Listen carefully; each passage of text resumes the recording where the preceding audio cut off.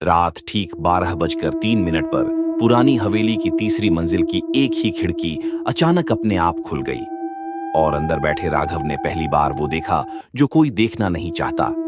खिड़की के दूसरी तरफ उसके ही जैसे चेहरे वाली एक परछाई मुस्कुराती हुई। राघव ने झटके से पीछे हटते हुए लालटेन को कसकर पकड़ा। उसकी लौ हवा से कांप रही थी।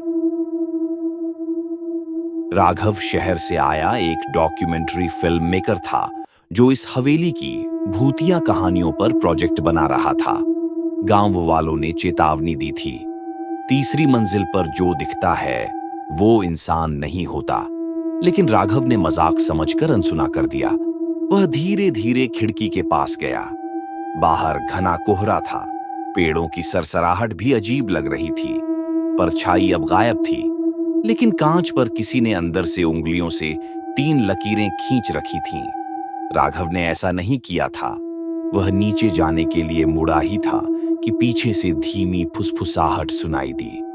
तू देर से आया, मैं इंतजार कर रही थी। वो जम गया।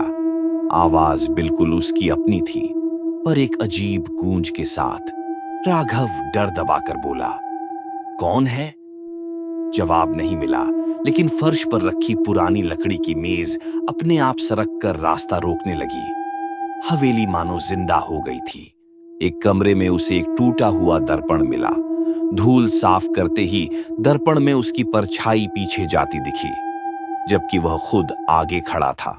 दर्पण वाली परछाई ने फुसफुसाया, मैं ही असली हूं, तू यहां नया है। राघव की रीढ़ सिहर उठी। अचानक पूरा कमरा अंधेरे में डूब गया। लालटेन बुझ चुकी थी। कोई उसके बिल्कुल पास खड़ा सांस ले रहा था, धीमी, ठंडी और मानो इंसान की नहीं।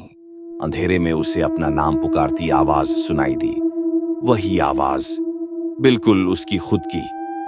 आवाज बोली, तू जितना भागेगा मैं उतना पास आऊंगी।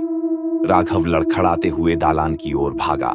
सीढ़ियों पर पहुंचते ही हवा में लटका एक पुराना फोटो एल्बम उसके पैरों से टकरा गया। उसके पन्नों पर सिर्फ इसी हवेली में मर चुके लोगों की तस्वीरें थीं और आखिरी पन्ने पर आज की तारीख के नीचे किसी ने लिखा था, राघव, तीसरी मंजिल। राघव डर से कांपते हुए बाहर जाने लगा। तभी पीछे से खिड़की बंद होने की तेज आवाज आई। वह पलटा। वही मुस्कुराती परछाई अब कमरे के अंदर थी। उसने धीरे से कहा, मैंने कहा था, असली मैं हूं। अब तेरी बारी है खिड़की के पीछे रहने की। और अगले ही पल राघव चीखता हुआ गायब हो गया। अगली सुबह गांव वाले हवेली के बाहर खड़ी एक नई परछाई देखते हैं, खिड़की के पीछे, बिल्कुल राघव के चेहरे वाली।